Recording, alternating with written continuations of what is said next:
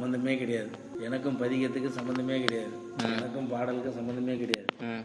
ஏதோ ஒரு காற்று போக்கில் வந்து எங்கேருந்தோ இங்கே வந்து விழக்கூடிய ஒரு பிராப்தம், ஒரு பாக்கியம், பிறவியில் எழுதப்பட்ட ஒரு ரகசியம் இங்கே கொண்டு விட்டுருது.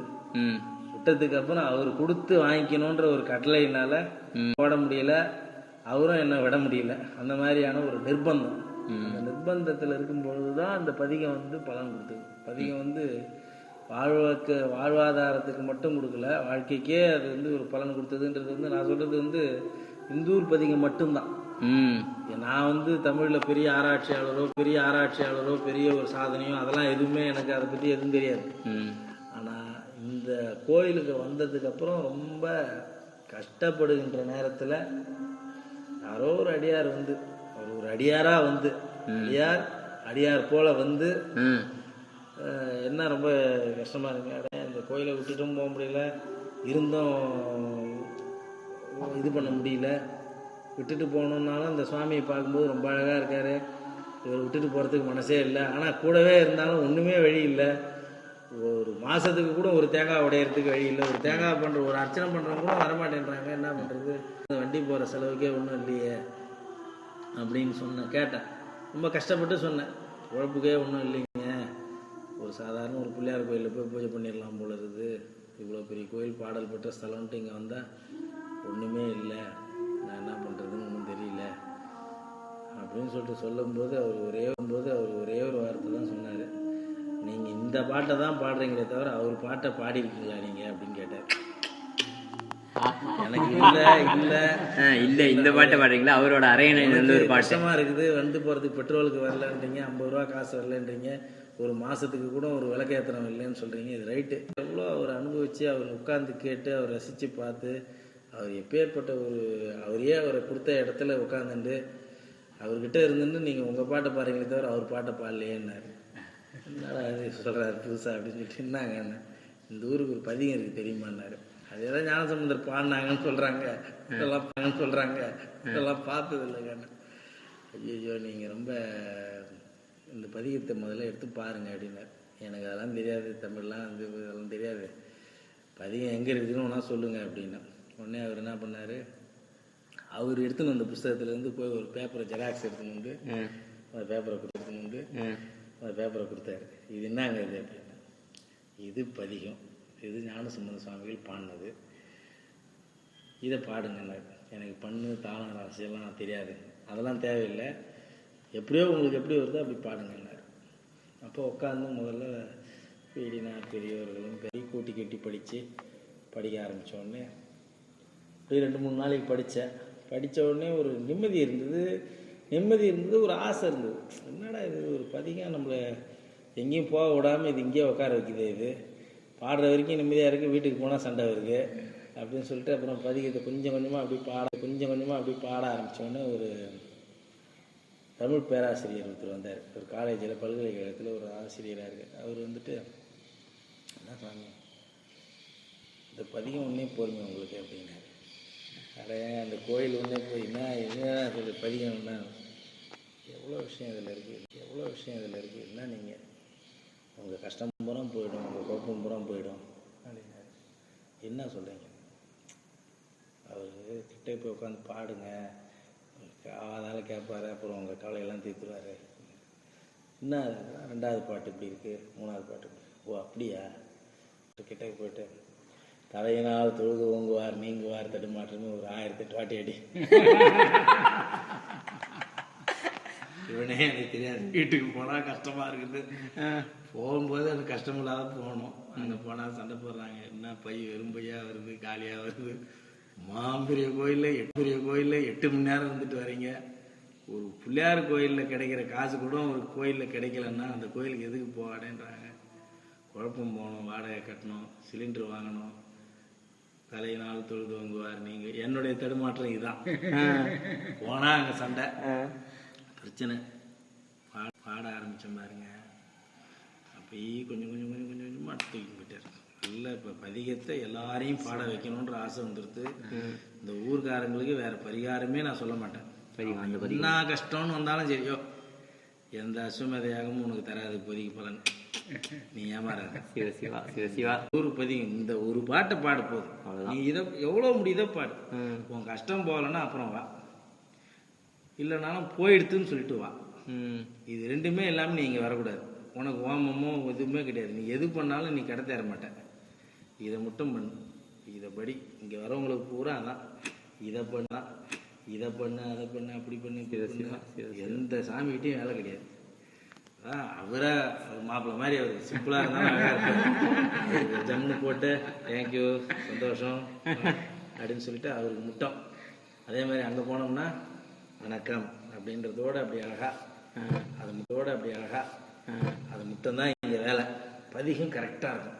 இந்த வேலையை அவர் பதிகத்தை பாடிட்டு அதுதான் இப்போ அதுக்கப்புறம் கல்வெட்டு வச்சோம். அப்புறம் அந்த அண்ணாமலையார் கல்வெட்டு வச்சோம். அண்ணாமலையார் கல்வெட்டு, அந்த கல்வெட்டுலாம் வச்சதுக்கப்புறம் உண்ணாமலை உமையார் உடனாகி வரும். அது அந்த பாட்டு இங்கே தான் பாடினதுன்றது நமக்கு தெரியாது. ஐயா சொன்ன பிரான் வடிவு போன்று தோன்றி கை தொழுது கலந்து போற்றும் காதலினால் உண்ணாமலையார் எனும் பதிகம் பாட தொடங்கினார். இங்கிருந்தே பாட தொடங்கினார். பார்த்த மாத்திரத்துல அங்கமரு பிரானாக காட்சி அவருக்கு வரும்போது அசரீரி கேக்குது, அண்ணாமலையாரை பார் அப்படின்ட்டு பார்த்துட்டாரு.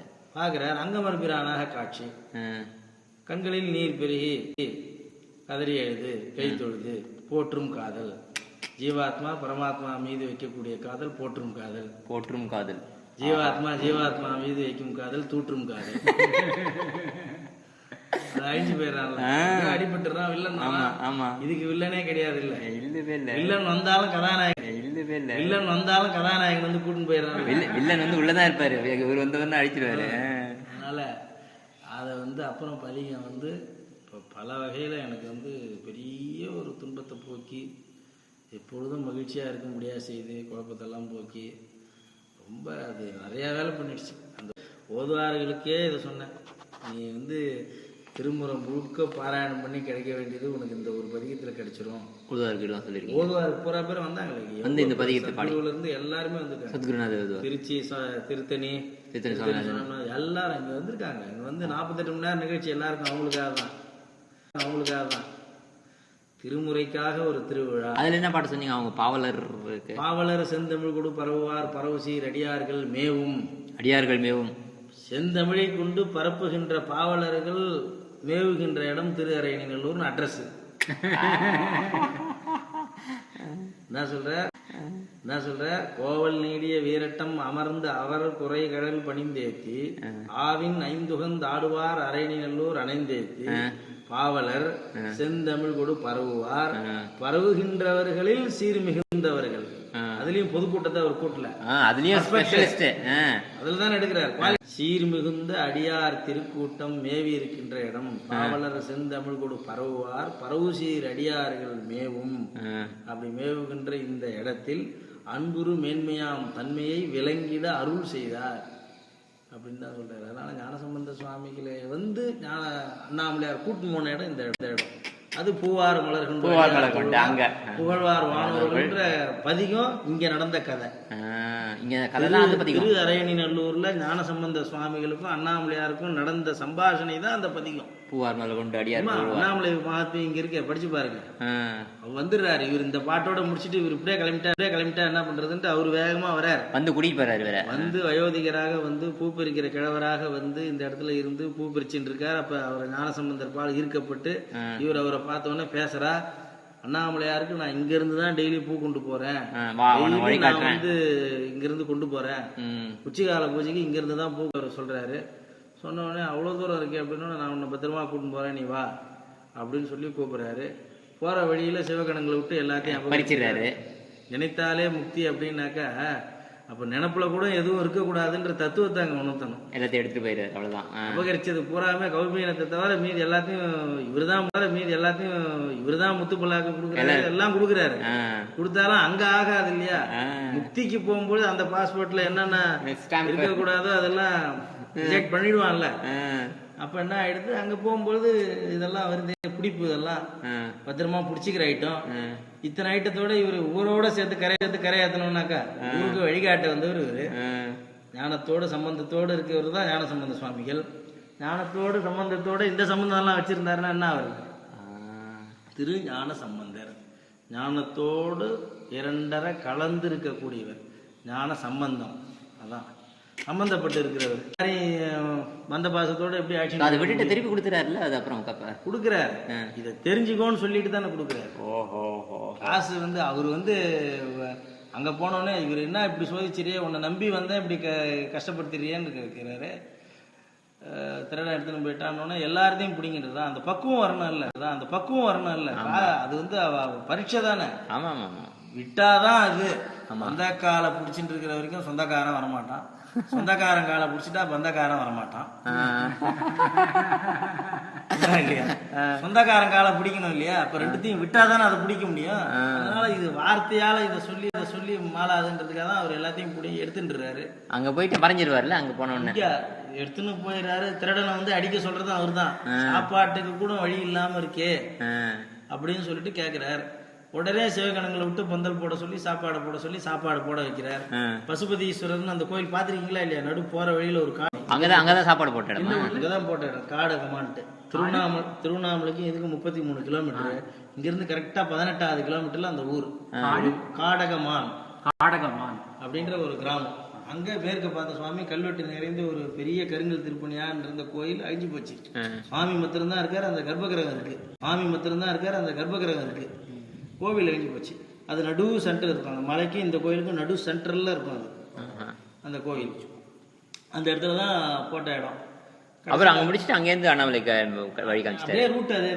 அதே ரூட்டு தான். அதுல நடந்தே போய் அங்க போய் பார்க்கும்போது இதெல்லாம் அடிச்சது பூரா அங்க இருக்கு.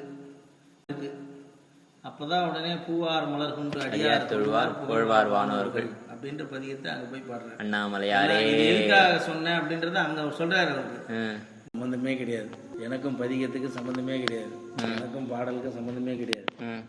ஏதோ ஒரு காத்து போக்கில் வந்து எங்கேருந்தோ இங்கே வந்து விழக்கூடிய ஒரு பிராப்தம், ஒரு பாக்கியம், பிறவியில் எழுதப்பட்ட ஒரு ரகசியம் இங்கே உணர்ந்து விட்டுருது. விட்டதுக்கு அப்புறம் அவர் கொடுத்து வாங்கிக்கணுன்ற ஒரு கட்டளையினால போட முடியல, அவரும் என்ன விட முடியல. அந்த மாதிரியான ஒரு நிர்பந்தம். அந்த நிர்பந்தத்தில் இருக்கும்பொழுது தான் அந்த பதிகம் வந்து பலன் கொடுத்தது. பதிகம் வந்து வாழ்வாதாரத்துக்கு மட்டும் கொடுக்கல, வாழ்க்கைக்கே அது வந்து ஒரு பலன் கொடுத்ததுன்றது வந்து நான் சொல்றது வந்து இந்தூர் பதிகம் மட்டும்தான். நான் வந்து தமிழ்ல பெரிய ஆராய்ச்சியாளரோ பெரிய ஒரு சாதனையோ அதெல்லாம் எதுவுமே எனக்கு அதை பத்தி எதுவும் தெரியாது. ஆனா இந்த கோயிலுக்கு வந்ததுக்கு அப்புறம் ரொம்ப கஷ்டப்படுகின்ற நேரத்துல யாரோ ஒரு அடியார் வந்து ஒரு அடியாரா வந்து அடியார் போல வந்து என்ன ரொம்ப கஷ்டமா இருக்கு, இந்த கோயிலை விட்டுட்டும் போக முடியல, இருந்தும் இது பண்ண முடியல, விட்டுட்டு போகணுன்னாலும் இந்த சுவாமியை பார்க்கும்போது ரொம்ப அழகாக இருக்கார், இவர் விட்டுட்டு போகிறதுக்கு மனசே இல்லை, ஆனால் கூடவே இருந்தாலும் ஒன்றுமே வழி இல்லை, ஒரு மாதத்துக்கு கூட ஒரு தேங்காய் உடையிறதுக்கு வழி இல்லை, ஒரு தேங்காய் பண்ணுற ஒரு அர்ச்சனை பண்ணுறவங்க கூட வரமாட்டேன்றாங்க, என்ன பண்ணுறது, வண்டி போகிற செலவுக்கே ஒன்றும் இல்லையே அப்படின்னு கேட்டேன். ரொம்ப கஷ்டப்பட்டு சொன்னேன், உழைப்புக்கே ஒன்றும் இல்லைங்க, ஒரு சாதாரண ஒரு பிள்ளையார் கோயிலில் போய் பூஜை பண்ணிடலாம் போல இருக்குது, இவ்வளோ பெரிய கோயில் பாடல் பெற்ற ஸ்தலம்ன்ட்டு இங்கே வந்தால் ஒன்றுமே இல்லை, நான் என்ன பண்ணுறதுன்னு ஒன்றும் தெரியல அப்படின்னு சொல்லிட்டு சொல்லும்போது அவர் ஒரே ஒரு வார்த்தை தான் சொன்னார், நீங்கள் இந்த பாட்டை தான் பாடுறீங்களே தவிர அவர் பாட்டை பாடிருக்கீங்களா நீங்கள் அப்படின்னு கேட்டார். எனக்கு இல்லை இந்த பாட்டை பாடுறீங்களா, அவரோட அரையணை ஒரு கஷ்டமா இருக்குது, வந்து போகிறதுக்கு பெட்ரோலுக்கு வரலன்றீங்க, 50 ரூபா காசு வரலன்றீங்க, ஒரு மாதத்துக்கு கூட ஒரு விளக்கேத்திரம் இல்லைன்னு சொல்கிறீங்க, இது ரைட்டு. எவ்வளோ அவர் அனுபவித்து அவர் உட்காந்து கேட்டு அவர் ரசித்து பார்த்து அவர் எப்பேற்பட்ட அவரையே அவரை கொடுத்த இடத்துல உட்காந்துட்டு அவர்கிட்ட இருந்துட்டு நீங்கள் உங்கள் பாட்டை பாருங்களே தவிர அவர் பாட்டை பாடலையேன்னாரு. என்னடா அது சொல்கிறாரு புதுசாக அப்படின்னு சொல்லிட்டு, என்னங்க இந்த ஊருக்கு ஒரு பதிகம் இருக்குது தெரியுமான்னாரு. அதே தான் ஞானசம்பந்தர் பாடினாங்கன்னு சொல்கிறாங்க, இதெல்லாம் பார்த்தது இல்லைங்க. ஐயோ நீங்கள் ரொம்ப இந்த பதிகத்தை முதல்ல எடுத்து பாருங்க அப்படின்னாரு. எனக்கு அதெல்லாம் தெரியாது, தமிழ்லாம் இதெல்லாம் தெரியாது, பதிகம் எங்கே இருக்குதுன்னு ஒன்றா சொல்லுங்கள் அப்படின்னா. உடனே அவர் என்ன பண்ணார், அவர் எடுத்துன்னு வந்த புஸ்தகத்துலேருந்து போய் ஒரு பேப்பரை ஜெராக்ஸ் எடுத்துன்னு வந்து அந்த பேப்பரை கொடுத்தாரு. இது என்னங்க இது அப்படின்னா, இது பதிகம், இது ஞானசம்பந்த சுவாமிகள் பாடினது, இதை பாடுங்கன்னாரு. எனக்கு பண்ணு தாளம் ராசியெல்லாம் தெரியாது, அதெல்லாம் தேவையில்லை, எப்படியோ உங்களுக்கு எப்படி வருதோ அப்படி பாடுங்கன்னாரு.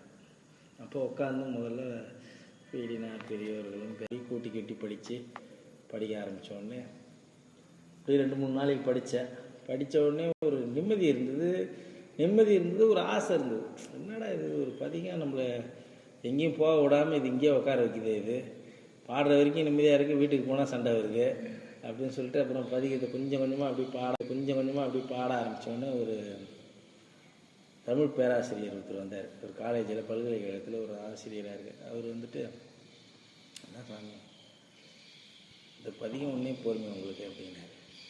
அட அந்த கோயில் ஒன்றே போய் என்ன சொல்லி பதிகம்னா எவ்வளோ விஷயம் இதில் இருக்குது, என்ன நீங்கள் உங்கள் கஷ்டம் பூரா போயிடும், உங்கள் குழப்பம் பூரா போயிடும் அப்படின்னாரு. என்ன சொல்கிறீங்க? அவர் கிட்டே போய் உட்காந்து பாடுங்க, அதனால் கேட்பாரு, அப்புறம் உங்கள் கவலையெல்லாம் தீர்த்துருவார். என்ன 2வது பாட்டு இப்படி இருக்குது, 3வது பாட்டு ஓ அப்படியா? கிட்டே போயிட்டு தலையினால் தொழுது ஓங்குவார் நீங்குவார் தடுமாற்றமே ஒரு 1008 வாட்டி அடி. இவனே எனக்கு தெரியாது, வீட்டுக்கு போனால் கஷ்டமாக இருக்குது, போகும்போது அது கஷ்டம் இல்லாத போகணும். அங்கே போனால் சண்டை போடுறாங்க, என்ன பை வெறும் பையாக வருது, காலியாக வருது. மாம்பெரிய கோயிலில் 8 மணி நேரம் இருந்துட்டு வரீங்க. ஒரு பிள்ளையார் கோயிலில் கிடைக்கிற காசு கூட ஒரு கோயிலில் கிடைக்கலன்னா அந்த கோயிலுக்கு எதுக்கு போவாடேன்றாங்க. குழப்பம் போகணும், வாடகை கட்டணும், சிலிண்டர் வாங்கணும், தலையினால் தொழுது வாங்குவார் நீங்கள். என்னுடைய தடுமாற்றம் இதுதான். போனால் அங்கே சண்டை பிரச்சனை. பாட ஆரம்பித்தேன் பாருங்க, அப்படியே கொஞ்சம் கொஞ்சமாக தூக்கி போயிட்டார். நல்லா இப்போ பதிகத்தை எல்லாரையும் பாட வைக்கணுன்ற ஆசை வந்துடுது.